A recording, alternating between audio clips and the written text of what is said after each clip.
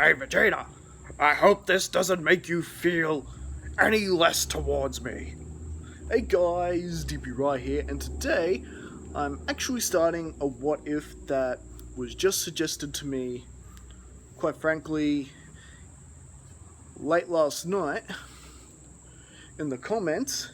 And with what if Vegeta turned female, now finished and concluded, and we're still got a little ways to go with the what if Raditz turned female story, I think it's time that we had a look at the bold and beautiful Saiyan Nappa.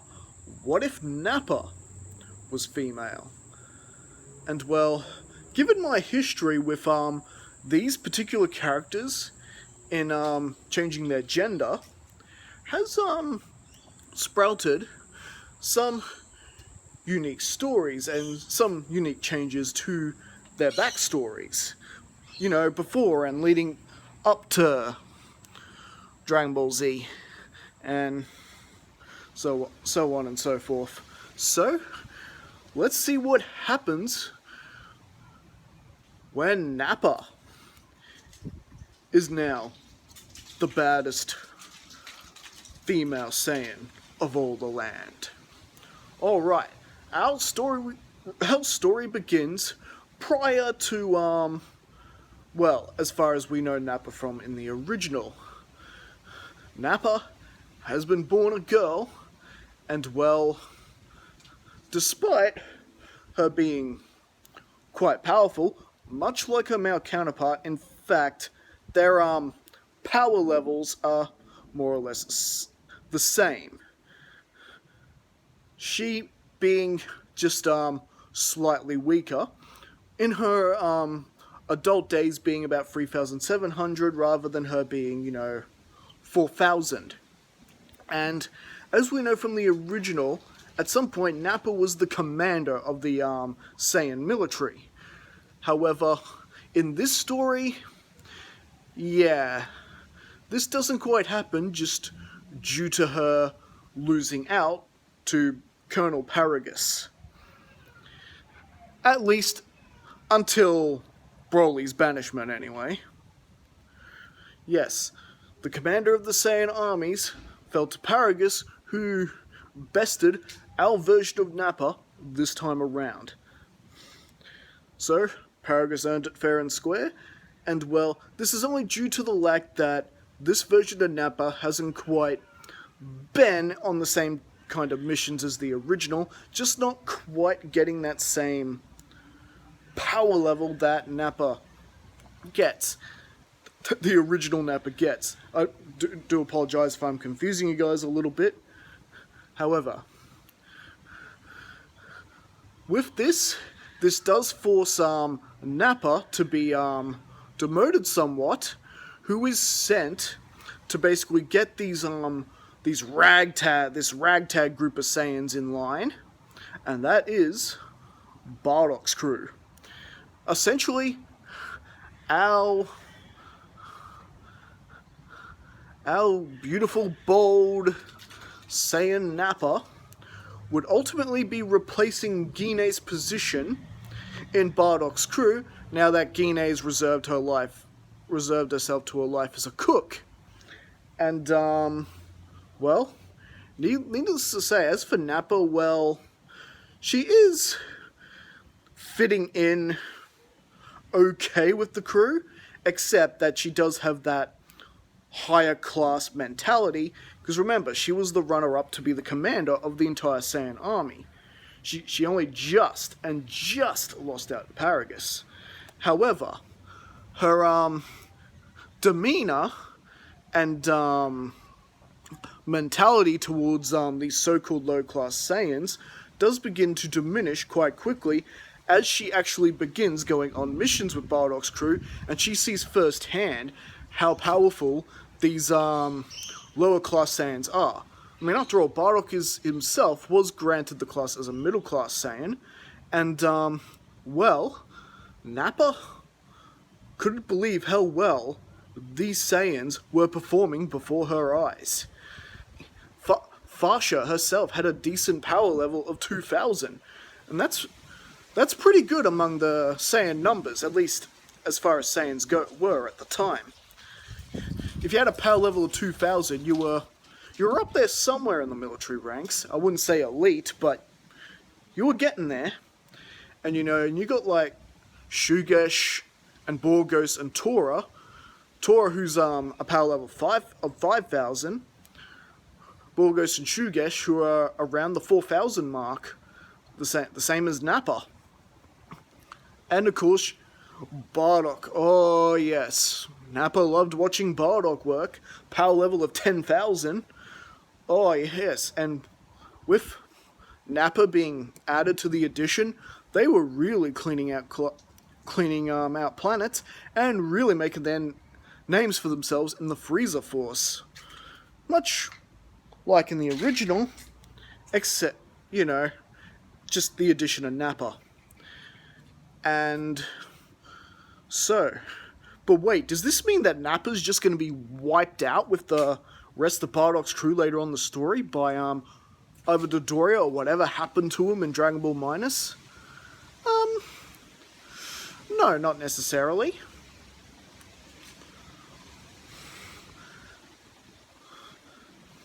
And well, so as things begin to sort of progress a bit more into the story, Raditz has been born and Kakarot is not far away. And yes, just to clarify, Bardock still ended up with Gine.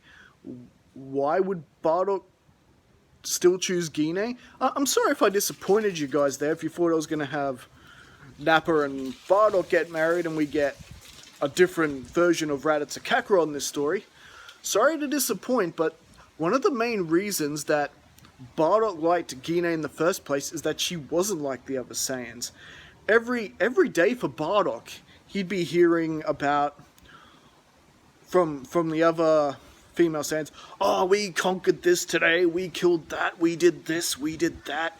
And mind you, most Saiyans are supposed to be attracted to strong women, so that's kind of what they do. But Gine was different. He could have a real conversation with this person that wasn't just about who we killed and consumed that day. So Gine and Bardock still happen, and Raditz and Kakarot are born much like they are in the original. And well, Bardock and the others had just basically had a brief comeback. Now, Nappa and Raditz actually get along quite well. Being part of Bardock's crew meant that this version of Nappa has a bit of a closer relationship with Raditz. So she's not always dogging him for being weak, like her original male counterpart does in the original. In fact, every time when they would have some spare time, Nappa would often spar with little Raditz and try to help him out as best he could.